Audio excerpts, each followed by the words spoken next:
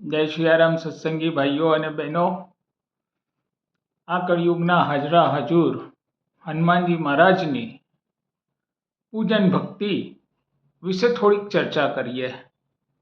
આ કળિયુગની અંદર ઘણા એવા યજમાનો મારી પાસે આવતા હોય છે અને કહેતા હોય છે કે અમે લાંબા સમયથી હનુમાનજી મહારાજની પૂજન ભક્તિ અર્ચન અલગ અલગ પ્રકારે, જેમ કે હનુમાન ચાલીસા છે, હનુમાન બાહુક છે, બજરંગ બાણ છે, સુંદરકાંડના પાઠ છે, અથવા તો રામાયણના અલગ અલગ પાઠોનું નિયમિત રીતે પૂજન અર્ચન કરવા છતાં પણ હનુમાનજી મહારાજની એમને ભક્તિનું ફળ કદાચ સમયાંતરે મળતું નથી. મારો કહેવાનો અર્થ અહીંયા એટલો જ છે, કરેલી ભક્તિ ક્યારેય નિષ્ફળ નથી જતી.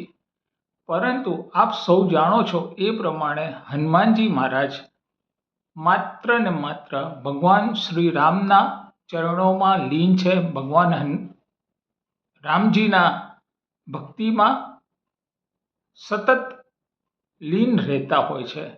એમને બાહ્ય દુનિયા સાથે કોઈ સંબંધ નથી રહેતો હોતો. તો સ્વાભાવિકપણે થાય કે હનુમાનજી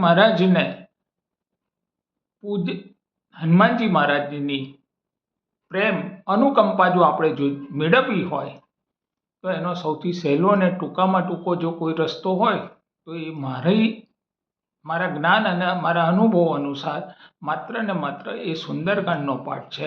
કારણ કે આપણે સૌ જાણીએ છીએ એ પ્રમાણે સુંદરકાંડ એ આ કળિયુગની એક અત્યંત પવિત્ર અને પ્રભાવશાળી ઉપાસના છે કે જેમાં પ્રભુ શ્રી રામના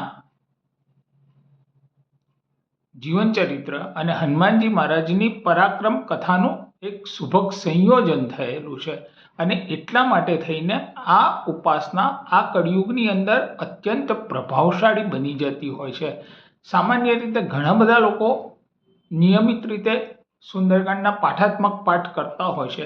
ત્યારે મારે અહીંયા ખાસ જણાવવાનું કે આપણે સૌ સનાતની ધર્મપ્રેમીને ખબર જ છે કે કોઈ પણ પૂજા હંમેશા બે રીતે થતી હોય છે. એક સામાન્ય રીતે જે પાઠાત્મક પૂજા કહીએ છીએ કે જેને આપણે શ્લોકના માધ્યમથી કહીએ છીએ, અથવા તો મોઢેથી ગાઈને આપણે જે કંઈ કરીએ છીએ એને એક સામાન્ય રીતે પાઠાત્મક પૂજા કહેવામાં આવતી હોય છે. અને બીજી હોમ હવનથી એટલે કે હોમાત્મક પૂજા કરવામાં આવે છે. આપ નક્કી કરો, આપ નિર્ણય કરો. મારા મત અનુસાર તો હોમાત્મક પૂજાનું ફળ સવિશેષ હોય છે. કારણ કે તમે હોમ હવન દ્વારા જ્યારે હોમમાં આહુતિ આપતા હો છો ત્યારે એ આહુતિ સીધી જે તે દેવને નિમંત્રણ આપીને તમે બોલાવેલા હોય છે એ દેવને તમે તૃપ્ત કરી રહ્યા છો. હવે તમે પોતે વિચાર કરો કે જે દેવની આગતા સ્વાગતા તમે સારી રીતે કરો, તમારા ઘરે, દુકાને, ઓફિસે, જ્યાં પણ તમે આ કોઈ પણ પ્રકારનો હોમ હવન કરાવ્યો હોય ત્યાં એ દેવ પધારેલા હોય અને એ તમારા ત્યાંથી તૃપ્ત થઈને જાય તો સ્વાભાવિક છે કે તમને એ સારા આશીર્વાદ આપીને જ જતા હોય છે, એવું મારું માનવું છે. અને આ કળિયુગના હાજરા હજૂર દેવ હનુમાનજી મહારાજને આપણે સૌ જાણીએ છીએ. સંત શ્રી તુલસીદાસજી અને વાલ્મીકી ઋષિએ પણ શાસ્ત્રોમાં લખેલું છે કે જ્યાં રામકથા થતી હોય છે ત્યાં હનુમાનજી મહારાજના પગલાં પડતા હોય છે. એ ન્યાયે મારું એવું ચોક્કસપણે માનવું છે કે કોઈ પણ વ્યક્તિએ જીવનમાં એકવાર અવશ્ય હોમ હવનના માધ્યમથી હોમાત્મક સુંદરકાંડનો પાઠ પોતાના ઘરે, દુકાને, ઓફિસે, જ્યાં અનુકૂળ હોય ત્યાં કરાવવો જોઈએ.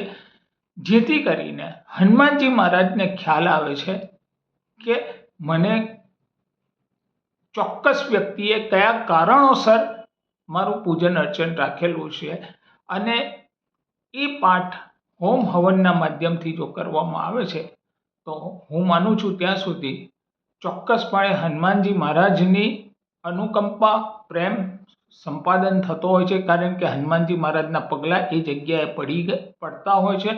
અને એનો સૌથી મોટામાં મોટો લાભ આપણને એ મળે છે કે એ જગ્યાએ કોઈ પણ પ્રકારની નકારાત્મકતા હોય, જાણે અજાણે કોઈ પણ પ્રકારના વાસ્તુ દોષ થયા હોય, અથવા તો અન્ય કોઈ પણ પ્રકારે માનસિક યાતનાનો આપણે અનુભવ કરી રહ્યા હોય, તો હનુમાનજી મહારાજના પગલાં પડવાથી આ તમામ તમામે તમામ સમસ્યાઓનું તાત્કાલિક ધોરણે નિરાકરણ થાય છે. અને જે કંઈ થાય છે એ યજમાનના પોતાના કરકમલો દ્વારા થાય છે. એ યજમાનના ત્યાં જ થતું હોય છે, એમના જ રહેઠાણ, ઓફિસ, દુકાને થતું હોય.